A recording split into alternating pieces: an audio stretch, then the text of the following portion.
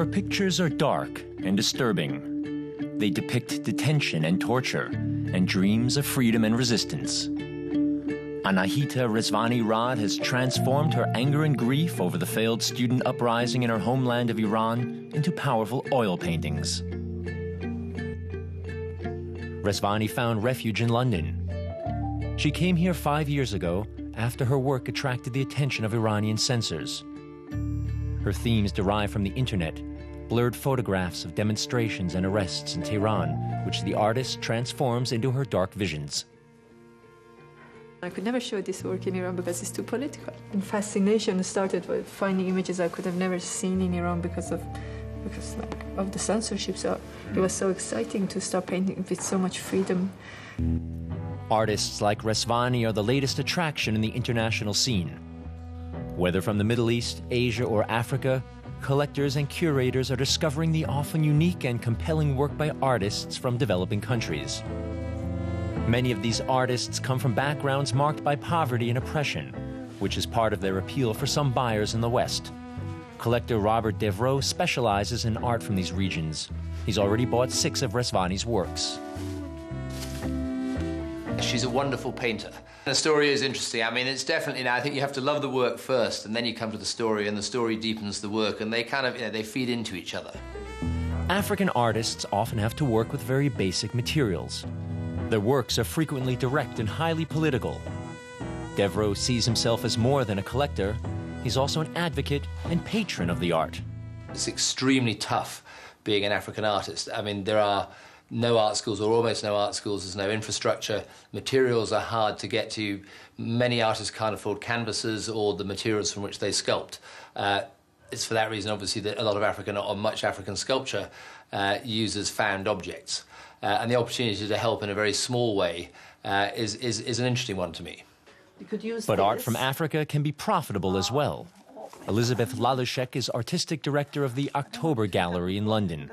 For the past 30 years, it's specialized in art from different cultures around the world.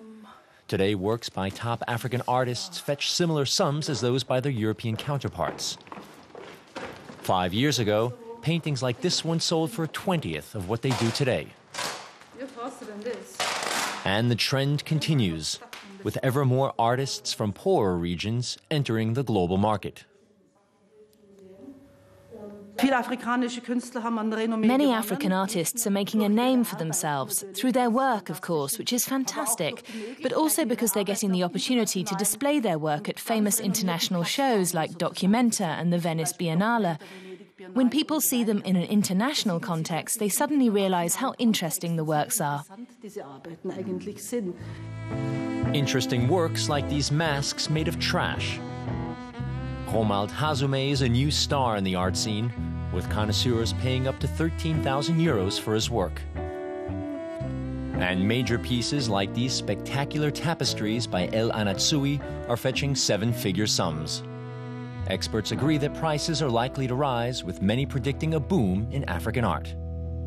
I would love to think that was going to happen because it would be wonderful for African artists, let alone for early-stage African collectors.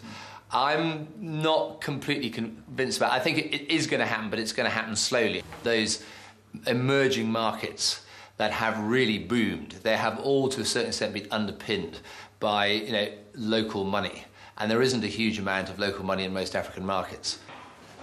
30-year-old Anahita Rezvani is in no hurry to attain fame. Right now, she assists the renowned artist Bill Woodrow, who gives her studio space in return. As Woodrow knows, an interesting life story isn't enough. There's only one thing that counts in the long term, and that's your work. If the work isn't good art, it doesn't have quality, then it won't survive in the long term. Anahita Rezvani has reason to believe she'll one day be able to make a living from her art. Last year, she sold 4 paintings.